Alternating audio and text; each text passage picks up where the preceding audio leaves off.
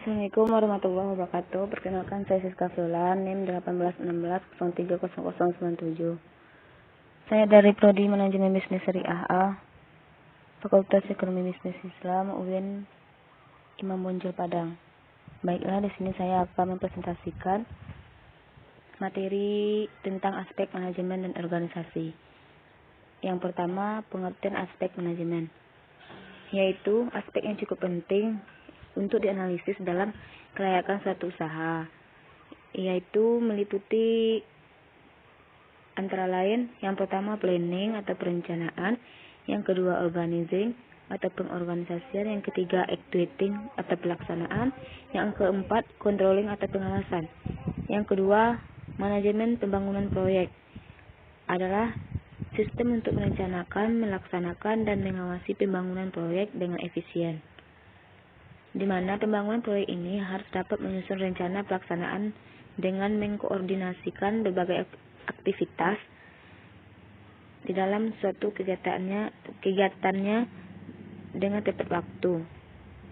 Di dalam manajemen pembangunan proyek ini terdapat 3 tahap, yaitu yang pertama perencanaan proyek, meliputi yang pertama menetapkan tujuan, yang kedua mendefinisikan proyek, yang ketiga mencantumkan langkah utama untuk dilakukan, yang keempat jadwal untuk penyelesaian, yang kelima analisis biaya dan manfaat.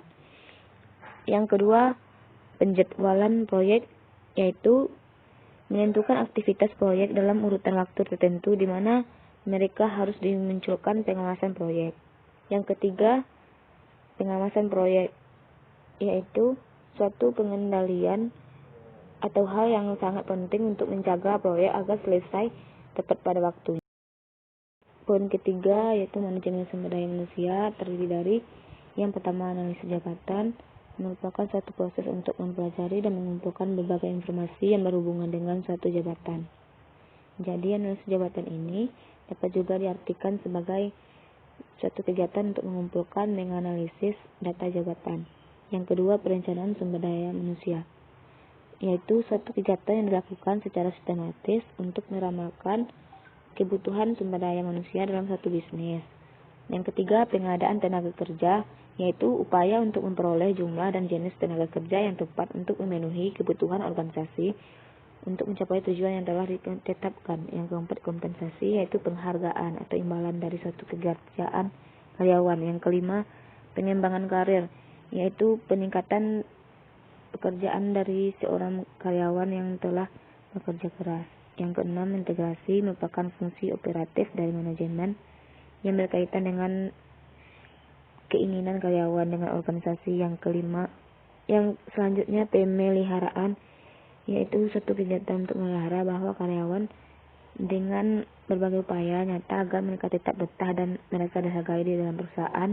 Yang selanjutnya pemutusan hubungan kerja, yaitu suatu sebab atau alasan mengapa karyawan itu diputuskan pekerjaannya karena dengan hal pensiun atau permintaan pengunduran diri dan alasan lain-lainnya.